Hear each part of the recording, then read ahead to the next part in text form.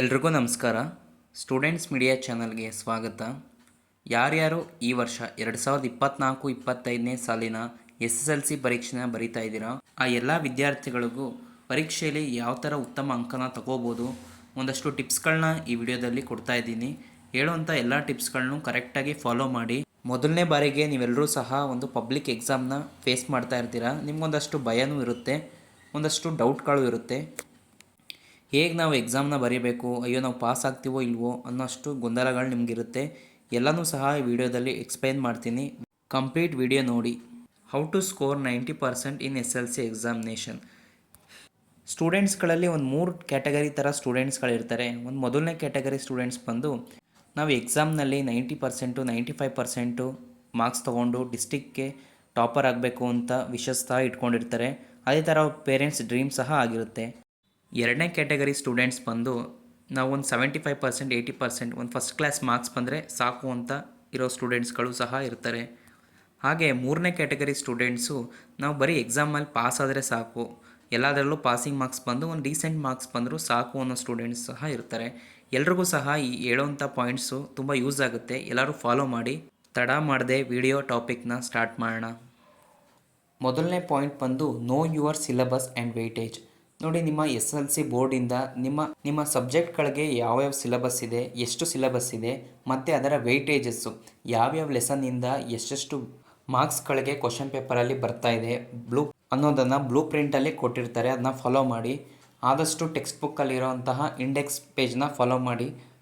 ಇದರಿಂದ ನಿಮ್ಗೊಂದು ಐಡಿಯಾ ಬರುತ್ತೆ ಯಾವ್ಯಾವ ಲೆಸನ್ಸಿಂದ ಎಷ್ಟೆಷ್ಟು ಮಾರ್ಕ್ಸ್ಗೆ ಬರ್ತಾ ಇದೆ, ಹಾಗೆ ಯಾವುದನ್ನ ಈಸಿಯಾಗಿ ಸ್ಕೋರ್ ಮಾಡ್ಕೋಬೋದು ಅನ್ನೋದೆಲ್ಲ ನಿಮಗೆ ಗೊತ್ತಾಗುತ್ತೆ. ಯಾವ ಪಾರ್ಟ್ ಡಿಫಿಕಲ್ಟ್ ಇರುತ್ತೆ ಅನ್ನೋದೆಲ್ಲ ನಿಮ್ಗೆ ಸಹ ಗೊತ್ತಾಗುತ್ತೆ ಈ ಪಾಯಿಂಟಿಂದ. ಹಾಗೆ ನೆಕ್ಸ್ಟ್ ಪಾಯಿಂಟ್ ಬಂದು understand the question paper pattern. ನೋಡಿ, ಲಾಸ್ಟ್ ಇಯರ್ ಕ್ವಶನ್ ಪೇಪರ್ಗಿಂತ ನಿಮಗೆ ಪ್ರೆಸೆಂಟ್ ಅಕಾಡೆಮಿಕ್ ಇಯರಿಂದ ರಿಲೀಸ್ ಆಗಿರುವಂತಹ ಮಾಡೆಲ್ ಕ್ವಶನ್ ಪೇಪರ್ ಏನಿರುತ್ತೋ ಅದನ್ನು ಫಾಲೋ ಮಾಡಿ. ಆ ಪ್ಯಾಟ್ರನ್ ಪ್ರಕಾರ ನಿಮ್ಮ ಎಕ್ಸಾಮ್ನಲ್ಲಿ ಫೈನಲ್ ಎಕ್ಸಾಮಲ್ಲಿ ಅದೇ ಸಹ ಫಾಲೋ ಆಗೋದು. ಇಲ್ಲಿ ಮೇಯ್ನಾಗಿ ನೀವು ಜಾಸ್ತಿ ಮಾರ್ಕ್ಸ್ ಯಾವ್ಯಾವಿದೆ ಆ ಪಾರ್ಟ್ನ ಕಾನ್ಸಂಟ್ರೇಟ್ ಮಾಡಬೇಕು. ಅದು ಎಕ್ಸಾಂಪಲ್ 5 ಮಾರ್ಕ್ಸ್ ಆಗಿರ್ಬೋದು, 4 ಮಾರ್ಕ್ಸ್ ಆಗಿರ್ಬೋದು, ಒಂದು 3 ಮಾರ್ಕ್ಸ್ ಆಗಿರ್ಬೋದು. ಹಾಗೆ ಎರಡನೇದಾಗಿ ಈಸಿಯಾಗಿ ಯಾವುದನ್ನು ಸ್ಕೋರ್ ಮಾಡ್ಬೋದು. MCQs ಆಗಿರ್ಬೋದು, ಫಿಲ್ ಇನ್ ದ ಬ್ಲ್ಯಾಂಕ್ಸ್ ಆಗಿರ್ಬೋದು, ಒಂದಷ್ಟು ಡೈರೆಕ್ಟ್ ಕ್ವಶನ್ಸ್ ಬರುವಂತಹ ಟಾಪಿಕ್ಸ್ಗಳನ್ನ ನೀವಿಲ್ಲಿ ಅಂಡರ್ಸ್ಟ್ಯಾಂಡ್ ಮಾಡ್ಕೋಬೇಕಾಗತ್ತೆ. ಇದರಿಂದ ನಿಮಗೆ ಇನಿಷಿಯಲಿ ಮಾರ್ಕ್ಸ್ ಸಹ ಇಂಪ್ರೂವ್ ಆಗುತ್ತೆ. ಮೂರನೇ ಪಾಯಿಂಟ್ ಬಂದು refer previous year question papers. ನೋಡಿ, ನೀವು 2024 2025 ಬ್ಯಾಚ್ ಬರೀತಾ ಇದ್ದರೂ ಸಹ 2024 23 22 ಈ 3 ಬ್ಯಾಚು ಕ್ವಶನ್ ಪೇಪರು ಅಟ್ಲೀಸ್ಟು ನೀವು ಪ್ರಾಕ್ಟೀಸ್ ಮಾಡಬೇಕು. ಇದರಲ್ಲಿ ನೀವು ಮೇಯ್ನಾಗಿ ಪ್ಯಾಟ್ರನ್ ಫಾಲೋ ಮಾಡಬಾರ್ದು. ಯಾವ್ಯಾವ ಟಾಪಿಕ್ಸ್ಗಳು ಕವರ್ ಆಗಿದೆ ನಿಮ್ಮ ಕರೆಂಟ್ ಸಿಲೆಬಸ್ಗೂ ಮತ್ತು ಅಲ್ಲಿರುವಂತಹ ಕ್ವಶನ್ಸ್ಗಳಿಗೂ ಯಾವ್ಯಾವುದು ಆ 3 ವರ್ಷದಲ್ಲಿ ರಿಪೀಟಾಗಿ ಆ ಕ್ವಶನ್ಸ್ಗಳು ಬರ್ತಾ ಇದೆ ಅನ್ನೋದನ್ನ ನೀವು ಫೋಕಸ್ ಮಾಡಬೇಕು. ಆ ಕ್ವಶನ್ಸ್ನ ನೀವು ಪ್ರಾಕ್ಟೀಸ್ ಮಾಡಬೇಕು. ಬೇಸಿಕ್ಕಾಗಿ ಇಷ್ಟು ಮಾಡಿರಬೇಕು ನೀವು ಪ್ರೀವಿಯಸ್ ಕ್ವಶನ್ ಪೇಪರಿಂದ.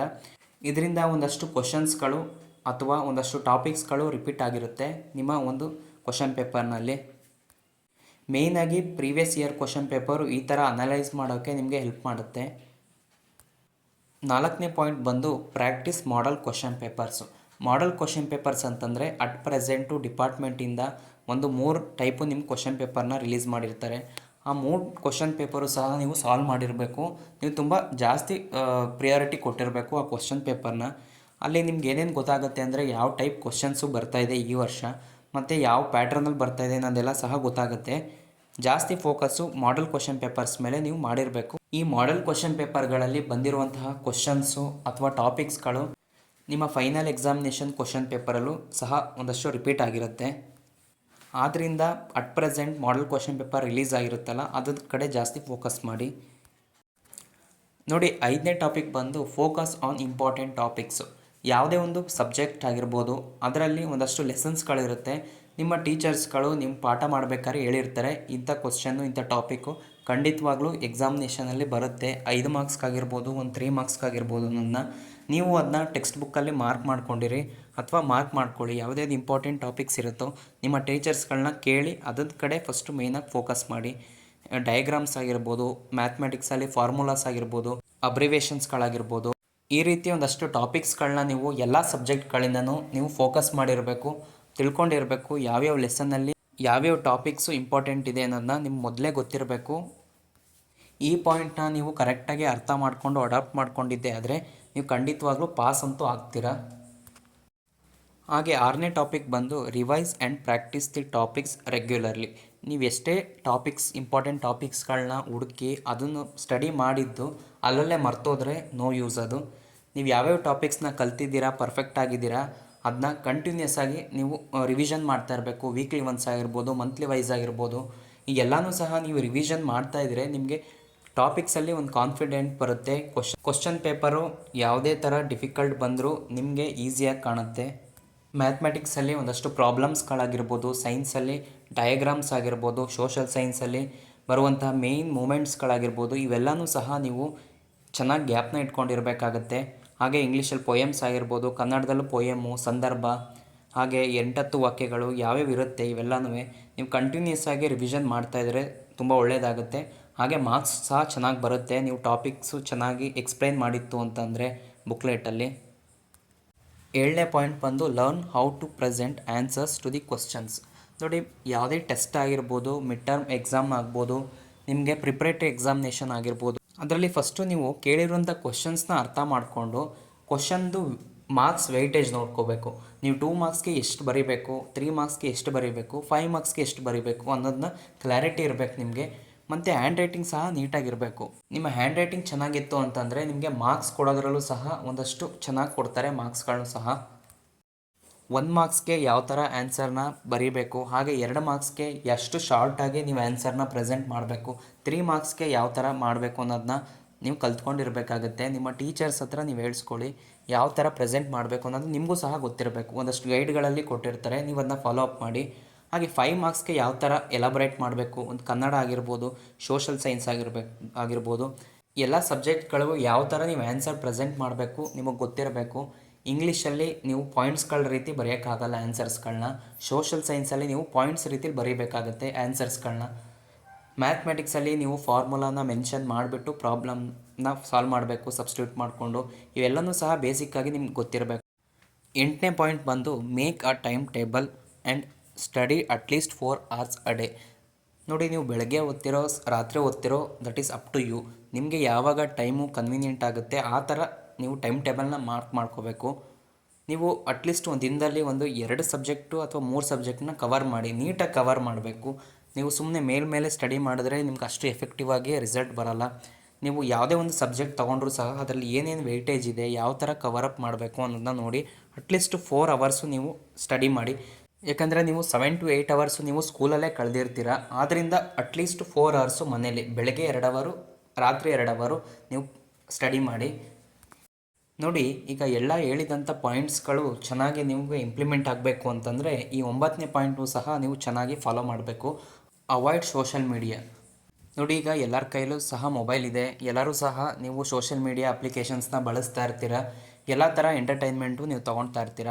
ಆದರೆ ಇದು ನಿಮ್ಮ ಸ್ಟಡಿ ಮೇಲೆ, ನೀವು ಯಾರು 90%, 95% ನಾವು ಸ್ಕೋರ್ ಮಾಡಬೇಕು ಎಕ್ಸಾಮಿನೇಷನ್ ಅಂತ ಇರ್ತೀರ, ನೀವು ಮೇಯ್ನಾಗಿ ಇದನ್ನ ಫಾಲೋ ಮಾಡಬೇಕು.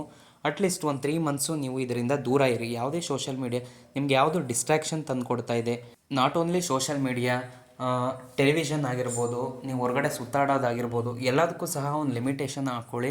ನಿಮ್ಮ ಸ್ಟಡೀಸ್ ಮೇಲೆ ಇದು ಯಾವೂ ಸಹ ಇಂಪ್ಯಾಕ್ಟ್ ಆಗದೇ ಇರೋ ಥರ ನೀವು ನೋಡ್ಕೋಬೇಕು. ಕೊನೆ ಪಾಯಿಂಟ್ ಬಂದು B self motivated and don't be afraid of exam.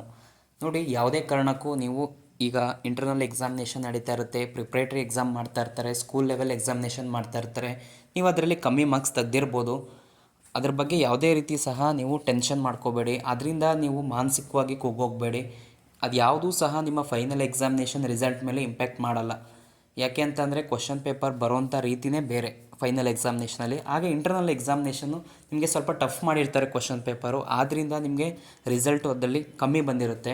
So ಯಾವುದೇ ಕಾರಣಕ್ಕೂ ಬೇಜಾರು ಮಾಡ್ಕೋಬೇಡಿ.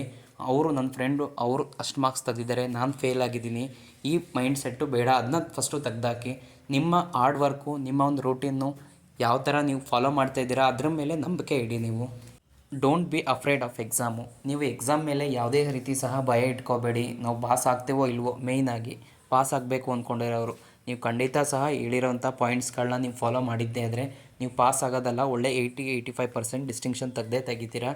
ಇದರಲ್ಲಿ ಯಾವುದೇ ರೀತಿ ಅನುಮಾನ ಬೇಡ. ಎಕ್ಸಾಮ್ ಮೇಲೆ ಭಯ ಪಡ್ಕೋಬೇಡಿ. ನಿಮ್ಗೆ ಎಷ್ಟಾಗುತ್ತೋ ಅಷ್ಟು ಎಫರ್ಟ್ ಆಗಿ, ಮ್ಯಾಕ್ಸಿಮಮ್ ಎಫರ್ಟ್ ನಿಮ್ಮ ಕೈಯಿಂದ ಮಾಡಿ. ನಿಮ್ಮ ಎಕ್ಸಾಮ್ ರಿಸಲ್ಟ್ಸು ಎಲ್ಲದಕ್ಕೂ ಸಹ ಅದೇ ಇಂಪಾರ್ಟೆಂಟ್ ಆಗುತ್ತೆ ಅನ್ನೋದು ಸಹ ಇಲ್ಲ. ಯಾರ್ಯಾರು ಒಳ್ಳೆ ಪರ್ಸೆಂಟೇಜ್ ಮಾಡ್ತಾರೋ ಅವ್ರಿಗೆ ಪ್ರಿಯಾರಿಟಿ ಇರುತ್ತೆ. ಯಾವುದೇ ಒಂದು ಎಂಟ್ರೆನ್ಸ್ಗೆ ಹೋಗಬೇಕು ಅಂತ ಅಂದರೂ ಸಹ, ಯಾವುದೇ ಒಂದು ಜಾಬ್ ಆಗಿರ್ಬೋದು, ಅವ್ರಿಗೊಂದಷ್ಟು ಪ್ರಿಯಾರಿಟಿ ಇರುತ್ತೆ. ಬಟ್ ನಿಮ್ಗೆ ಎಷ್ಟಾಗುತ್ತೋ ಅಷ್ಟು ಮಾಡಿ. ಎಕ್ಸಾಮ್ ಮೇಲೆ ಭಯ ಬೇಡ. ಕೊನೆಯದಾಗಿ ಎಲ್ರಿಗೂ ಸಹ ಆಲ್ ದ ಬೆಸ್ಟು. ನೀವು ಈ ವಿಡಿಯೋ ನೋಡಿ ನೀವು ಎಷ್ಟು ಮಟ್ಟಿಗೆ ಇಂಪ್ಲಿಮೆಂಟ್ ಮಾಡ್ಕೋತೀರಾ ನಿಮ್ಮ ಸ್ಟಡಿ ರೂಟೀನಲ್ಲಿ. ನಿಮಗೆ ಎಕ್ಸಾಮ್ ರಿಸಲ್ಟ್ ಬರುತ್ತಲ್ಲ, SSLC ಎಕ್ಸಾಮ್ ರಿಸಲ್ಟು, ಆವಾಗ ಬಂದು ಕಮೆಂಟ್ ಮಾಡಿ. ನೀವೆಲ್ಲ ಎಷ್ಟೆಷ್ಟು ಸ್ಕೋರ್ ಮಾಡಿದ್ದೀರಾ, are you happy with this video ಅನ್ನೋದನ್ನ ಕಮೆಂಟ್ ಮಾಡಿ. ಈ ವಿಡಿಯೋದ ಅನಿಸಿಕೆನೂ ಸಹ ನೀವು ಕಮೆಂಟಲ್ಲಿ ಹೇಳಿ ನನಗೆ. Thanks for watching. Have a nice day.